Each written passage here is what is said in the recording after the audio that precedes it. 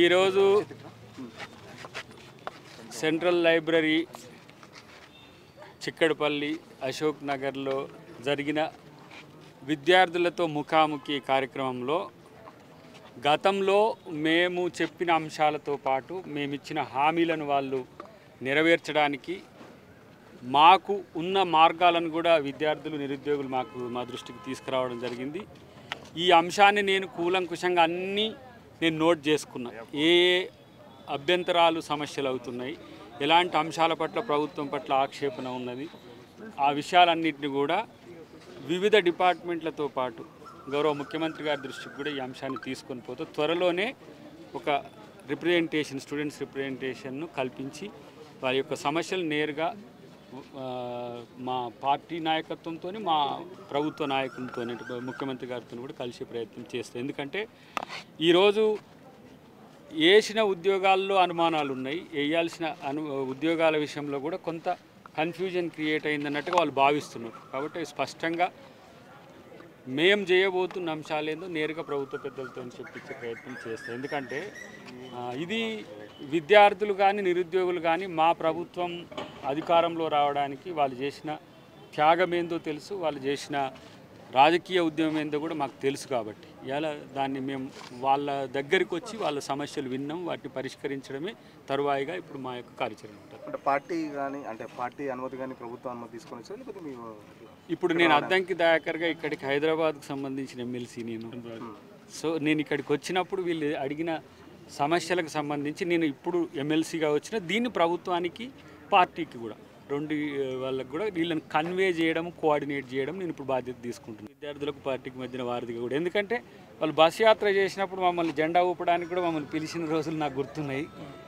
The same time వాళ్ళు ఉద్యమాలు చేసినప్పుడు నేను పాల్గొన్నా ప్రత్యక్షంగా. కాబట్టి ఆ పేగుబంధం అంటారు కదా, ఆ బంధము వాళ్ళకు మాకుంది. కాబట్టి it's my social responsibility. I'm also one of the president of the organisation. నేను మాలమానాడు జాతీయ అధ్యక్షుడు కూడా ఉన్నా.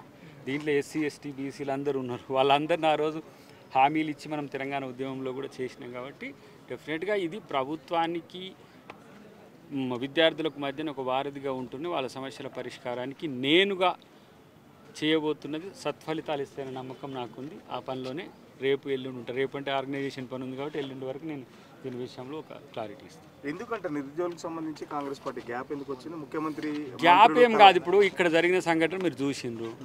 ఉద్యోగాలు వేసినాయి, గత ప్రభుత్వంలో వచ్చిన నోటిఫికేషన్స్ అనేవి ఉన్నాయి. ఎందుకంటే వీళ్ళు అప్పుడు ప్రచారంలో ఉన్నారు. ఇక్కడ కూర్చొని చదువుకున్న వాళ్ళకి ఉద్యోగాలు వచ్చినాయి. సో వాళ్ళు ఉద్యోగాలు చేసింది, ఆ ఉద్యోగాలు వచ్చిన దాంట్లో మా ప్రభుత్వం లేనైనా కూడా వీళ్ళు ఆ బెనిఫిట్ జరగలేదు కదా. ఇప్పుడు మీరు వేయాల్సిన మేజర్ కొన్ని ఉన్నాయి. డిఎస్సి లాంటివి చెప్తున్నారు, జీపీఓ లాంటివి చెప్తున్న పరిస్థితి ఉన్నది. తర్వాత ఇదేంటి ఎలక్ట్రిసిటీకి సంబంధించి చెప్తున్నారు. ఇట్లా చాలా ఉన్నాయి. ఆ నోటిఫికేషన్ వివరాల విషయంలో కూడా నేను కొంతమంది పెద్దలతో అధికారులతో నేను సంప్రదించిన అవన్నీ కూడా వస్తున్న నోటిఫికేషన్సే. కాబట్టి వీళ్ళకి నష్టం జరగదని నాకు నమ్మకం ఉంది. అంటే చాలామంది ముఖ్యమంత్రి గారిని రాంగ్ డైరెక్షన్ ఇస్తున్న నిరుద్యోగుల పక్షాన సో మేము మాట్లాడతాం, కావాలంటే మాకు అవకాశం కల్పించని చాలామంది నిరుద్యోగులు అడుగుతూ ఉన్నారు. సో అట్లాంటి ప్రయత్నం అదే నేను చేయబోయేది నేరుగా. ఎందుకంటే కొన్ని రాజకీయ అవాంతరాలు, రాజకీయ అంశాలు దీంట్లో ఇన్వాల్వ్ కావాల్సిన అవసరం లేదు. ఇది మన విద్యార్థులకు మన ఉద్యోగాలు ఇచ్చుకుంటూ ఎవరో చేసే ప్రచారం వల్ల ప్రభుత్వానికి పార్టీకి నష్టం జరగొద్దు కదా. అది నా మోటివ్. అది ఇప్పుడు మా ఎన్ఎస్యూ అధ్యక్షుడు పక్కన తను కూడా మొన్న కూడా రెస్పాన్సిబిలిటీగా వచ్చింది ఇక్కడికి. అయితే నేనుగా ఎందుకు అని అంటే కొంతమంది ఇండివిజువల్ రిస్క్ కూడా ఏంటంటే ఇక్కడికి వస్తే విద్యార్థులు ఏ విధంగా స్పందిస్తారో అనే ఒక ఆలోచనతోని రాలేకపోయి చాలామందికి రావాలని ఉన్నది. చాలామందికి రావాలని కాదు, మా ముఖ్యమంత్రి గారి ఆలోచన కూడా నేను షేర్ చేసుకుంటున్నప్పుడు చూస్తా కదా. ఇవి రాజకీయ కారణాలు దాంట్లో చొప్పించబడితే మళ్ళీ మన మీద ఎటో తీసుకుపోతే ఎటో డైరెక్షన్స్ అన్ని మనం చేసే పని మంచిగా చేస్తే అనే ఆలోచనతో ఎప్పుడు వారు ఉంటారు. కాబట్టి మంచి జరగబోతుంది కాబట్టి మంచి జరిగేటప్పుడు వాళ్ళతో చెడుగా ఉండాల్సిన అవసరం పార్టీకి లేదు, ప్రభుత్వానికి.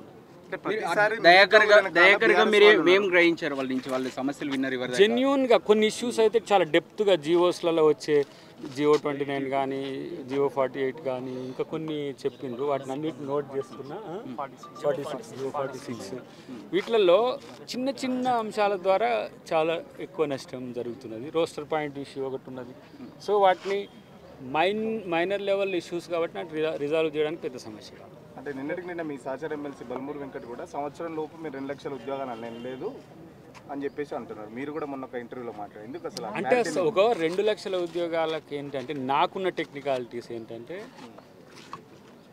మన ఫినాన్స్ డిపార్ట్మెంట్ పర్మిషన్ 2 లక్షల ఉద్యోగాలకు 30-40 వేల కోట్ల రూపాయలు ఒకటేసారి అవుతుంది. బడ్జెటరీ పర్మిషన్స్ ఉండవు. నేను కామర్స్ PhD కాబట్టి చెప్తున్నాను. నేను అవి వంతుల వారికి వేయడానికి ఇప్పుడు 40,000 వేసినాం అనుకోండి, ఇప్పటికి 1,00,000 అయితే మళ్ళీ 1,00,000 ఎట్లా వేయాలనేది ఆలోచన ఉంటుంది.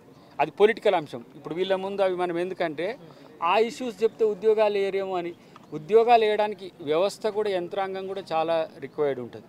ఒక 10,000 ఉద్యోగాలు వేయాలంటే ఇప్పుడు 45 రోజులకు గ్యాప్ ఉండాలి మాకు ఉద్యోగానికి మధ్యన డిమాండ్ ఒకటి ఉన్నది. ఇవి రెండు పరస్పర కాంటా కాకుండా చూసుకోవాల్సిన అవసరం ఉంది. సో అది ముఖ్యమంత్రి గారు ఉప ముఖ్యమంత్రి గారి దృష్టిలో ఉన్న అంశమే. అది అతి మళ్ళీ ఆ త్వరలో అనే వాడను కానీ ఆ నోటిఫికేషన్స్ వచ్చేట్టు చేయడమే ఇప్పుడు మా బాధ్యత. Thank you.